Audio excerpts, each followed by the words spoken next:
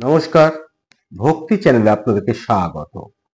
আজ সোমবার এবং শ্রাবণ মাসের প্রথম সোমবার আজ। আজকের দিনটি দেবাদিদেব মহাদেবকে সমর্পিত। তাই এই সোমবারটিকে আমরা বেছে নিয়েছি কাশী মাহাত্ম্য পাঠ করার। আমরা প্রত্যেক সোমবার স্কন্দ পুরাণের অন্যতম অংশ কাশী খণ্ডম পাঠ করি। এটি আমাদের সাপ্তাহিক পাঠ। এই পাঠের মধ্যে দিয়ে আমরা জানতে পারি আমাদের কাশী ক্ষেত্রের মহিমা, কাশী ক্ষেত্রের মাহাত্ম্য। আপনারা এই পাঠ শুনুন, আশা করি আপনাদের ভালো লাগবে।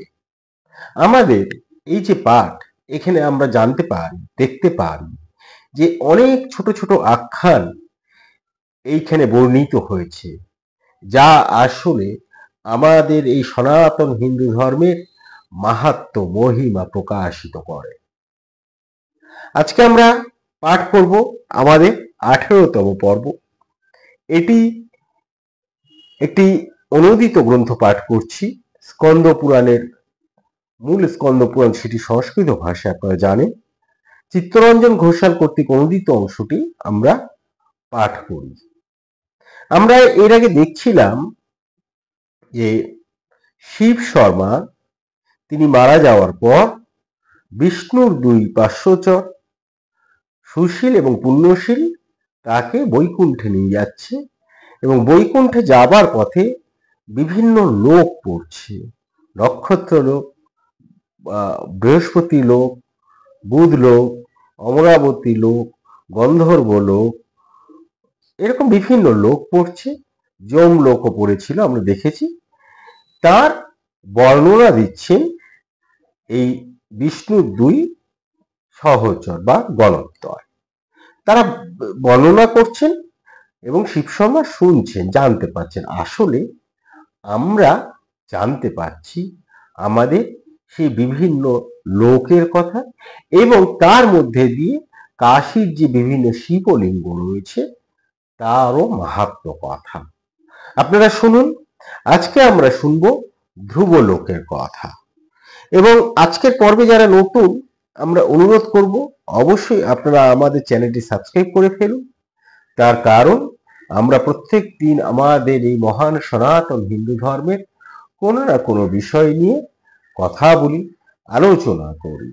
এই সবেরই নোটিফিকেশন যেমন আপনি পেয়ে যাবেন, ঠিক তেমনি আমরা ভীষণভাবে উৎসাহিত হই। আর সেই উৎসাহকে পাথেয় করেই আজকে আমরা শুরু করছি আমাদের কাশী খণ্ডম পাঠের 18তম পর্ব। তা সপ্তর্ষি লোক অতিক্রম করতেই অপরূপ আরেক লোক দেখে স্তম্ভিত হলো শিব শর্মা, এবং তার মনে হলো যেন তার বিচ্ছুরিত তেজরাশি সূত্রধারের মতো সূত্র হস্তে নবমণ্ডলে গগনাঙ্গন পরিমাপে ব্যস্ত, নানাবিধ বাতময় রজ্জুর দ্বারা আকুলিত করাঙ্গুলি চঞ্চল দর্শন। বিষ্ণুর গণদয় শিব শর্মাকে বলল যে এটি সত্যনিষ্ঠ ধর্মপরায়ণ ধ্রুবর জগৎ। এই ধ্রুব কে ছিলেন? এখানে তার পরিচয় একটি দিয়েছে। স্বয়ংভূ মনুর পুত্র নরপতি উত্তানোপাদের ছিল দুই পুত্র, উত্তম এবং ধ্রুব। জ্যেষ্ঠ পুত্র উত্তম ছিলেন প্রধানা মহিষী সুরুচির গর্ভজাত, আর ধ্রুব ছিলেন সুনীতির গর্ভজাত। অর্থাৎ উত্তম উত্তানপাদের দুই স্ত্রী ছিল এবং দুই পুত্র ছিল। হ্যাঁ, তার জ্যেষ্ঠ পুত্র ছিলেন উত্তম, আর কনিষ্ঠ পুত্রটির নাম ছিল ধ্রুব। এই উত্তম ছিলেন এই সুরুচির গর্ভজাত, আর সুনীতির গর্ভজাত ছিল ধ্রুব। একদিন কি হয়েছে, এই সভাস্থলে এই রাজা বসে আছেন।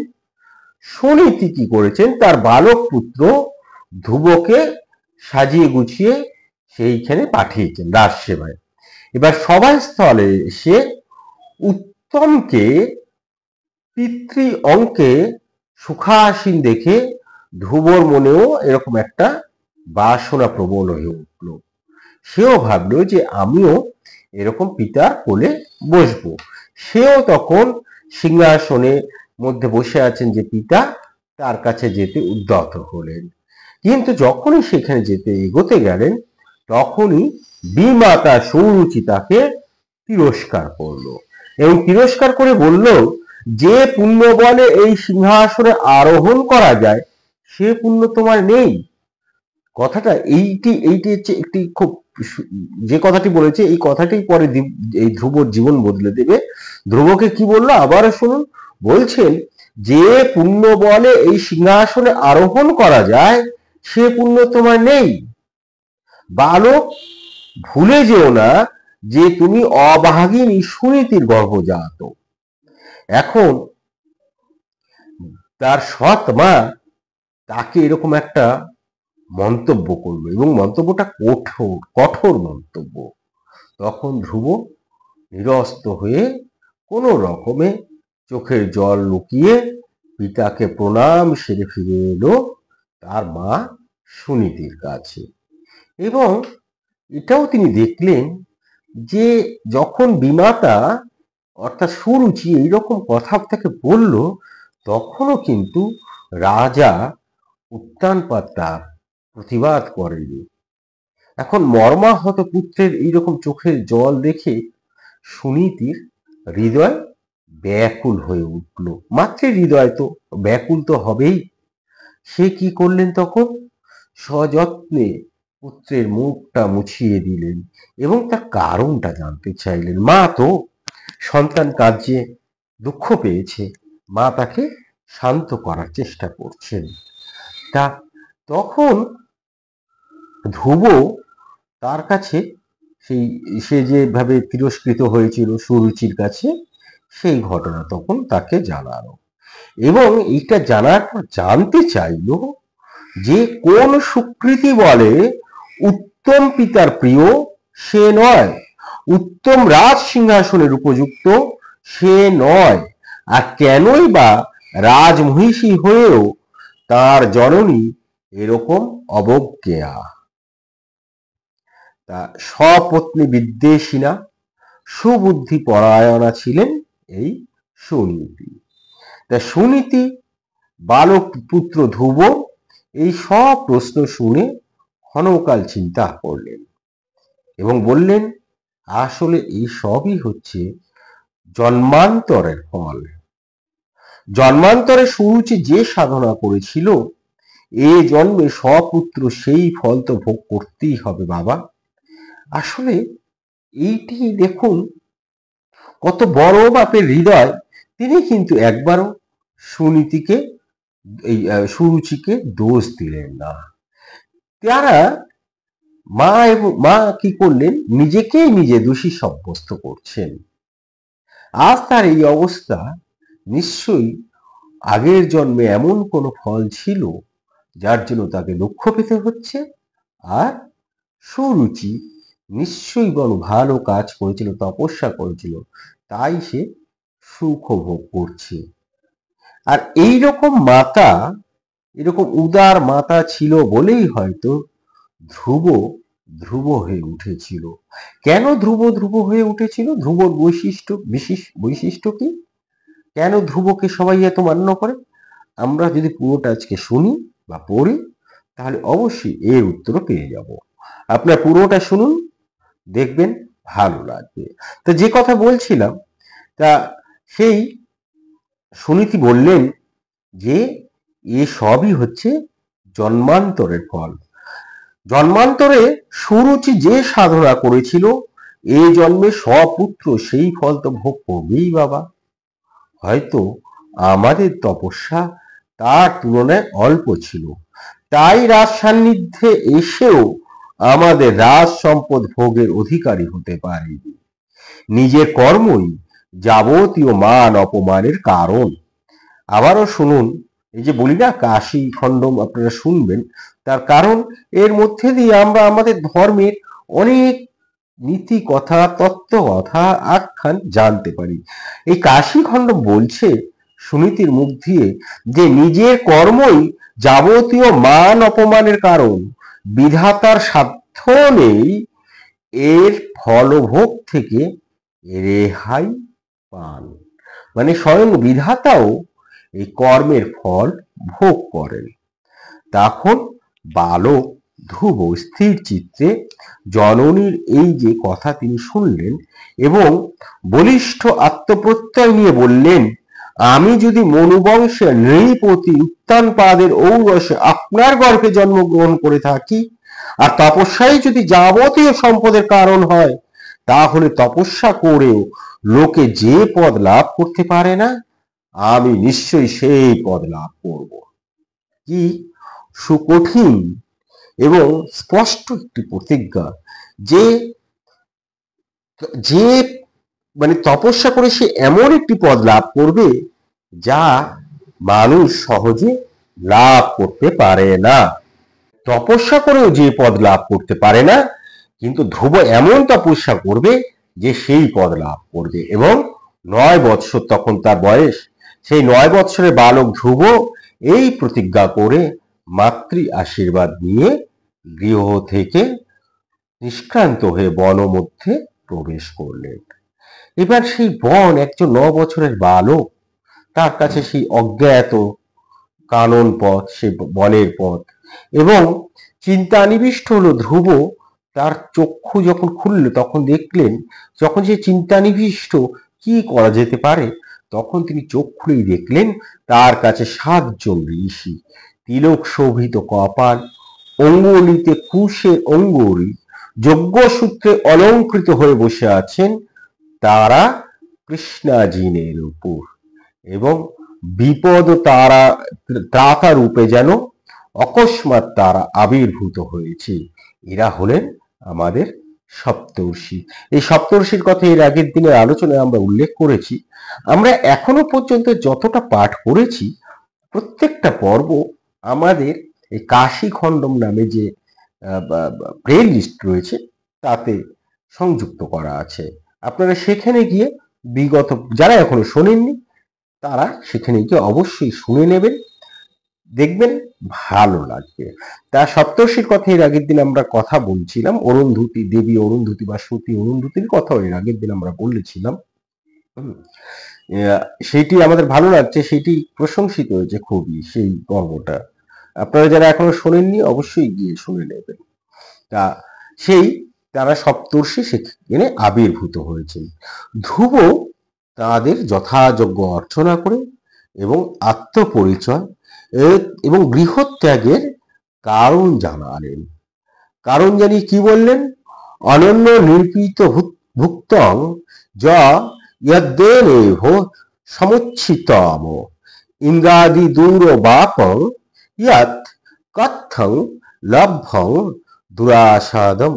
অর্থাৎ, হে সপ্তর্ষিগণ, আপনারা উপদেশ করুন যে পদ অন্যান্য নৃপতিগণ কর্তৃক উপযুক্ত হয়নি, যা সর্বোচ্চ, ইন্দ্রাদি দেবগণের পক্ষেও যে পদ সুদুর্লভ, কিভাবে সেই পদ পাওয়া যায়। ধ্রুবর এই যে মনের ইচ্ছা, এই ইচ্ছা জানতে পেরে এবং তৃপ্ত হলেন এই সপ্তর্ষিগণ, এবং তারপর তারা একে একে ধ্রুবকে উপদেশ দিলেন। কি উপদেশ দিলেন? তারা বললেন যে ভগবান অচ্যুতের পদসেবা, অচ্যুত হচ্ছে গোবিন্দের নাম, অর্থাৎ ভগবান বিষ্ণুর নাম। আমরা এখানে দেখব যে ভগবানের বিভিন্ন নাম ধরে তারা বলছেন যে তার সেবা করতে। তারা বলছেন ভগবান অচ্যুতের পদসেবা, ভগবান গোবিন্দের চরণ কমল ধূলি রসাস্বাদন, ভগবান কমলাপতির চরণ পঙ্কজে মতি, বিষ্ণুর স্মরণ, বিশ্বব্যাপী জনার্দনের উপর পরম নির্ভর, ভগবান ঋষিকেশের আরাধনায় একমাত্র তার অভীষ্ট পূরণ করতে পারে। এই যে সপ্তর্ষিগণ বললেন, আসলে ধ্রুবকে তারা যখন বললেন, আমরা কি শিখতে পারছি এখান থেকে? যে আমরা আমাদের মনস্কামনা তখনই পূর্ণ করতে পারবো যখন আমরা ভগবানের চরণ সেবা করব। তাই ধ্রুব জানতে চাইলেন আরাধনার উপায় কি হবে। আরাধনা তো করা হবে, কিন্তু তার উপায় কি হবে? এই যে সপ্তর্ষিগণ এখন এই আরাধনার উপায়টা বলবেন যে কিভাবে তাকে আরাধনা করা যাবে। আসলে ধ্রুবকে তাই বললেও আমরাও জেনে নিতে পারবো যে কিভাবে আমরা ভগবান বিষ্ণুর আরাধনা করব। সপ্তর্ষিগণ তখন তাকে দিয়ে গেলেন সেই পথে। বলছে, তিষ্ঠতা গচ্ছতা ব্যাপী স্বগত জাগ্রত তথা শয়নেন পবিষ্ঠেন। আবার বলি, শয়নেন পবিষ্ঠেন জপ নারায়ণ সদা দ্বাদশাক্ষর মন্ত্রেণ বাসুদেবাত্মনেকেন চ ধ্যায়ং চ চতুর্ভুজ বিষ্ণু জপ্তা সিদ্ধিং নক গত। অর্থাৎ অবস্থানে, গমনে, নিদ্রায়, জাগরণে, শয়নে, উপবেশনে সব সময় ভগবান নারায়ণের জপ করবে। বাসুদেবের দেবাত্মক দ্বাদশাক্ষর মন্ত্রের ভগবান চতুর্ভুজ বিষ্ণুকে চিন্তাপূর্বক জপ করে কোন ব্যক্তি না সিদ্ধি লাভ করেছেন, এই কথাই বললেন সপ্তর্ষিগণ। এবং আরো জানালেন যে তোমার পিতামহ বৈষ্ণব প্রধান মনুও ছিলেন এই মহামন্ত্রের উপাসক। তুমি বাসুদেব নিষ্ঠ হও, অভিলাষ পূরণ হবে। এই বলে অন্তরিত হলেন সপ্তর্ষিগণ। আসলে তারা ধ্রুবকে শুধু বললেন না, আমরা যখন এই গ্রন্থ পাঠ করি তখন আমরাও জেনে নিতে পারি আমাদের মনস্কামনা পূর্ণের জন্য কি করতে হবে এবং কি উপায়ে ভগবান বিষ্ণু বন্দনা আমরা করব। তা উত্তান পাদদয়ন ধ্রুব তখন সেই বন থেকে বার হয়ে যমুনা নদীর কাছে এসে ভগবান হরির আদি এবং প্রিয়তম স্থান মধুবনে এসে বাসুদেবের ধ্যানে নিমগ্ন হলেন। তা ক্রমে ক্রমে কি হলো, যখন ধ্যান শুরু করলো আস্তে আস্তে এই যে জাগতিক সংসার, এই জাগতিক সংসারকেও তার বাসুদেবময় বলে প্রতীয়মান হতে লাগলো। এমনকি জলে, স্থলে, মনুষ্যতর প্রাণী সমূহের মধ্যেও তিনি শ্রীহরিকে দর্শন করতে শুরু করলেন। ধ্রুব নয়ন যেমন অখিল চরাচরে শ্রীহরি ছাড়া আর কিছুই দর্শন করতে পারে না, এবং তার যে কান, সে কর্ণদয় তেমনি মুকুন্দ, গোবিন্দ, দামোদর, চতুর্ভুজ ছাড়া আর কোন শব্দ যেন শ্রবণ করতে পারছে না। এবং সর্ব ইন্দ্রিয়ে তিনি রাজপুত্র সেই ধ্রুব যেন অনুভব করতে লাগলো পুণ্ডরীকাক্ষ গোবিন্দের স্পর্শের অমৃত তিনি যেন অনুভব করতে লাগলেন। এবং তপস্যায় কৃষতনু ধ্রুব ক্রমশই প্রভাবে দেদীপ্যমান হয়ে উঠতে লাগলো, অর্থাৎ উজ্জ্বল হয়ে উঠতে লাগলো। কারণ তিনি তো তপস্যা করছেন, তার মধ্যে জ্ঞানের আলো, ভগবানের আলো বিকশিত হতে লাগলো। আর তিনি ভগবানের আরাধনা যেহেতু করছেন, সেই ভগবানের আরাধনায় অবিরত ধ্যানে এই নিখিল সংসারকে ধ্রুব বিলোকন করতে লাগলেন তেজময় রূপে। এবার ধ্রুবর এই যে ক্রমাগত তপ প্রভাব, এইটি দেখে দেবরাজ ইন্দ্র ভীত এবং চিন্তিত হয়ে গেলেন। কেননা এর আগে দেখেছেন এই তপস্যা বলে বলিয়ান হয়ে অনেকেই তাদেরকে দেবতা ইন্দ্র এবং তাদের অন্যান্য দেবতাকে তারা সেই তপস্যার বলে বলিয়ান হয়ে আক্রমণ করেছে, সর্বোচ্যুত করেছে। তাই এইবারও ইন্দ্র ভয় পেল এবং মনে হলো যে তার জায়গায় বুঝি ধ্রুব চলে আসবেন। তাই তিনি ধ্রুবকে সেই তপস্যা ভঙ্গ করার জন্য প্রথমে ভূত পেতে পাঠালেন এবং তারা গিয়ে বালকের তপবিঘ্ন ঘটাতে চেষ্টা করলেন। বিকট দর্শন, বিকাট আকৃতি সেই সব ভূত প্রেতগণ নানা রোমহর্ষক বিভীষিকা সৃষ্টি করেও ধ্রুবর তপস্যা কিন্তু ভাঙাতে পারল না। তখন ইন্দ্র নিল ছলনার আশ্রয়। মাতৃভক্ত ধ্রুবকে তপস্যাচ্যুত করার জন্য এক প্রেতিনী কি করলো, ধ্রুব জননী সুনীতির রূপ পরিগ্রহণ করে পুত্রকে গৃহে ফিরিয়ে নিয়ে যাবার জন্য অসীম আকুলতা নিয়ে দেখা দিলেন ধ্রুবর সামনে। এবার ছলনাময়ী প্রেতিনী তিনি ধ্রুবকে বোঝানোর চেষ্টা করলেন যে এই বয়স তপস্যার জন্য নয়, সংসার আশ্রম না করে কি কেউ তপস্যায় পবিত্র হয়? তাছাড়া যারা সংসার শ্রীভষ্ট, সংসারে যাদের কোনো স্থান নেই, তারাই এভাবে জীবন কাটাতে পবিত্র হয়। কিন্তু ধ্রুব আরো বললেন যে তুমি তো রাজার পুত্র, চলো ফিরে চলো, তোমার জন্য রাজত্ব অপেক্ষা করছে, তুমি সেখানে গিয়ে বসবে। কিন্তু ধ্রুব কিন্তু এইসব কথাকে আমলই দিলেন না, নির্বিকার চিত্তে এইসব কথা শুনলেন এবং কোনো প্রত্যুত্তর না দিয়ে তিনি শ্রীহরির ধ্যানে নিমগ্ন হলেন। এরপরে দেখলেন ভূতেরা যে আর ধ্রুবর কাছে তারা যেতে পারছেন না, কেননা শ্রীহরির সুদর্শন চক্রের তেজ রাশি সূর্যের ন্যায় মণ্ডলাকারে ধ্রুবকে প্রতিনিয়ত রক্ষা করে চলেছে। এবং যারা তখন এই ভূত প্রেতগণ তারা তখন ভয় পেলেন এবং ব্যর্থ মনোরথ হয়ে স্ব স্থানে তারা ফিরে গেলেন। এই যে শ্রীহরির চক্র থেকে একটি আলো বেরিয়ে তাকে ধ্রুবকে সুরক্ষা দিয়েছে।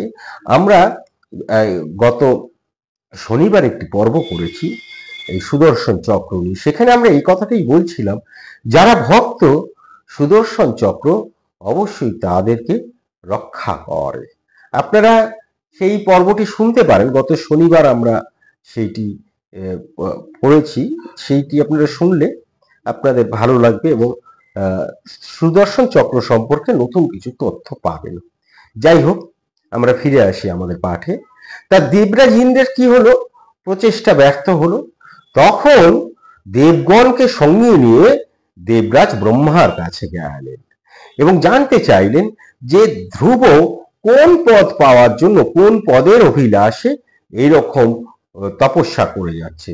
তখন ব্রহ্মা তাদের আশ্বস্ত করলেন, বললেন যে ধ্রুব হচ্ছে বিষ্ণু ভক্ত, তাই অপরকে সে তাপিত করবে না, তোমরা সেই বিষয়ে নিঃসন্দেহে থাকতে পারো। ব্রহ্মা বললেন, আরাধ্য বিষ্ণু দেবেও সংলব্ধা তস্মাৎ সকাঙ্ক্ষিতম ভবতামপি সর্বেশাং পদানি স্থিরশস্যতি।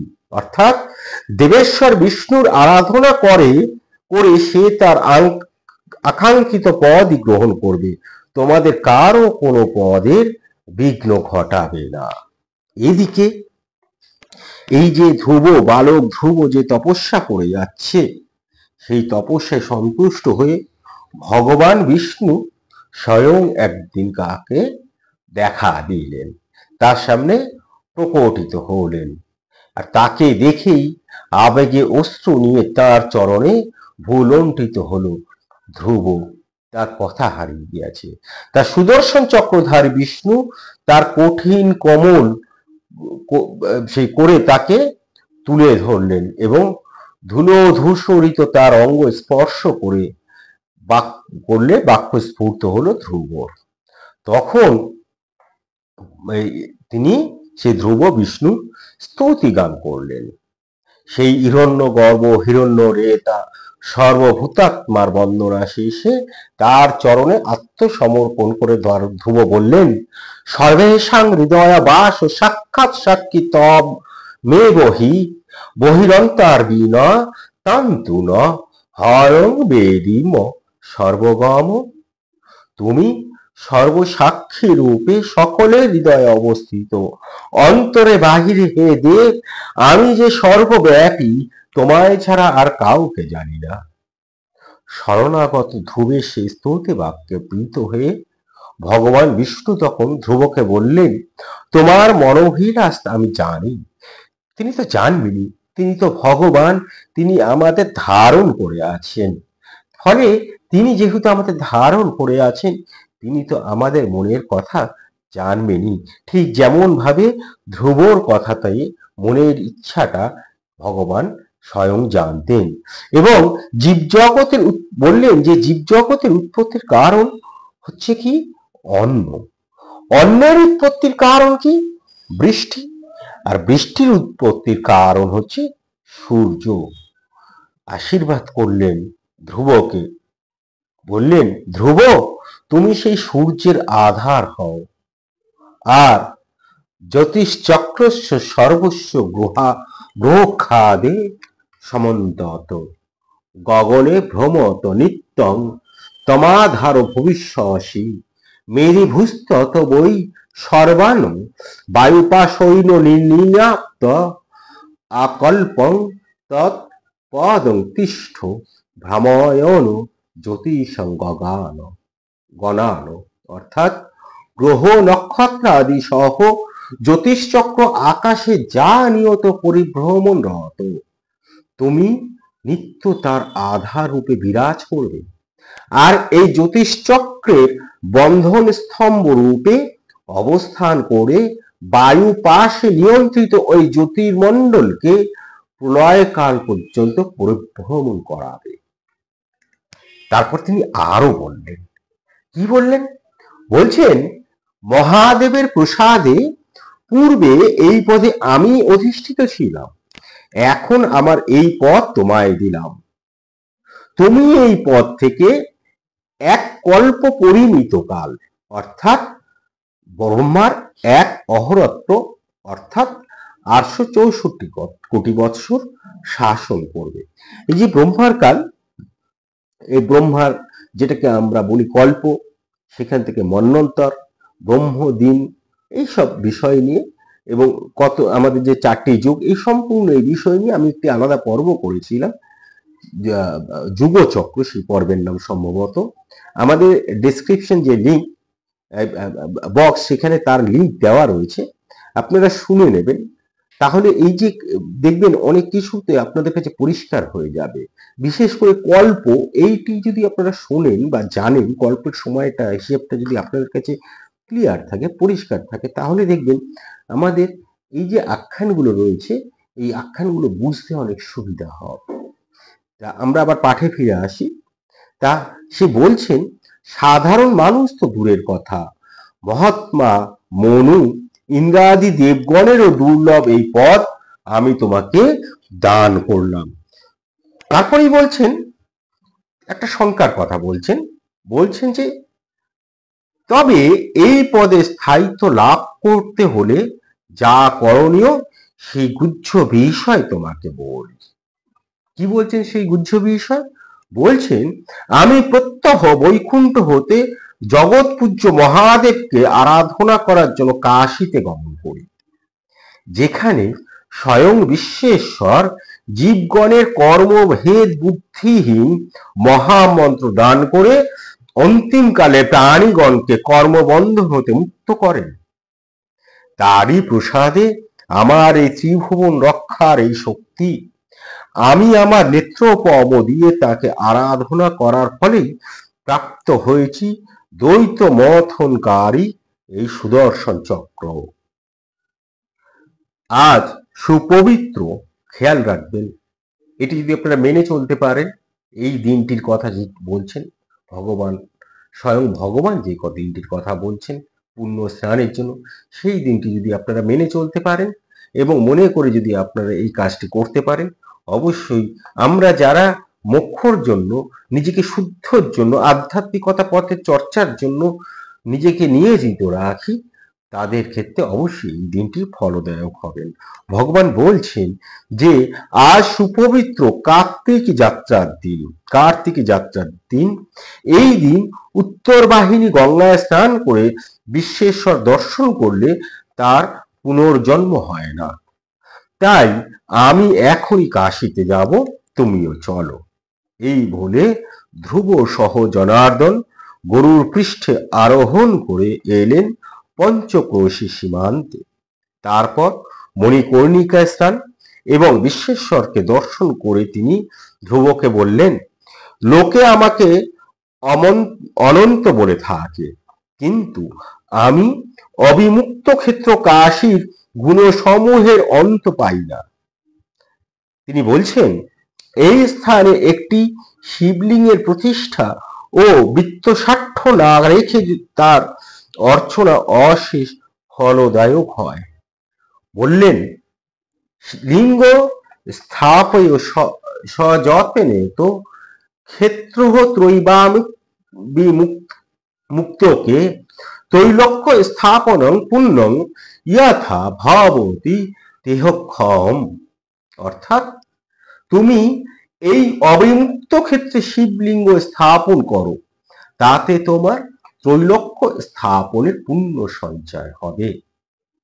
ধ্রুব ভগবান বিষ্ণুর নির্দেশে বৈদ্যনাথের নিকট একটি শিবলিঙ্গ স্থাপন করলেন এবং নির্মাণ করলেন বৃহৎ এক প্রাসাদ, আর তার সামনে খনন করালেন একটি কুণ্ড। তারপর নিশ্চল আরাধনায় কৃতকৃত্য হয়ে প্রত্যাবর্তন করলেন। এই ধ্রুবস্বরের অর্চনা এবং ধ্রুবকুণ্ডে যারা উদক্রিয়া করে তারাই সর্ববিধ ভোগ সম্পন্ন হয়ে এই ধ্রুবলোকের অধিবাসী হয়। এই বলে এই আখ্যানটি শেষ করলেন বিষ্ণুর দুই পার্শ্বচর, সুশীল এবং পুণ্যশীল। এবং আমরাও আজকে এখানে আমাদের পাঠ সমাপ্ত করব। এরপর দিন আমরা পরের দিনে আমাদের 19তম পর্ব শুরু করব। অর্থাৎ শেষ পর্যন্ত আমরা আজকে দেখলাম ভগবান বিষ্ণু এবং মহেশ্বরের কি অপার মাহাত্ম্য। প্রত্যেক দিন আপনারা আমাদের সঙ্গে আছেন, আমরা যে আমাদের এই ধর্মের বিভিন্ন কাহিনী আলোচনা করি, কথা বলি, সেগুলি আপনারা শুনছেন, আমাদের এতে খুব ভালো লাগছে। কারণ আমরা আমাদের এই সনাতন হিন্দু ধর্মের কথা আপনাদের মধ্যে দিয়ে প্রচার এবং প্রসার করতে পারছি, যেটা বারবার মনে হয় এই সময়টায় ভীষণভাবে সারা বিশ্বের পরিপ্রেক্ষিতে তাকালে এই সময়টা ভীষণভাবে প্রয়োজন। তার কারণ আমাদের ধর্ম শেখায় অহিংসা, আমাদের ধর্ম শেখায় সত্যনিষ্ঠা, আমাদের ধর্ম শেখায় সৃজনশীলতা। তাই বারবার বলি, আপনারা ধর্মের পথে থাকুন, ধর্মের কথা শুনুন। আজ এই পর্যন্তই। ভালো থাকবেন, ভালো রাখবেন, নিজে আনন্দে থাকবেন, অন্যকে আনন্দিত রাখবেন। ধন্যবাদ, নমস্কার।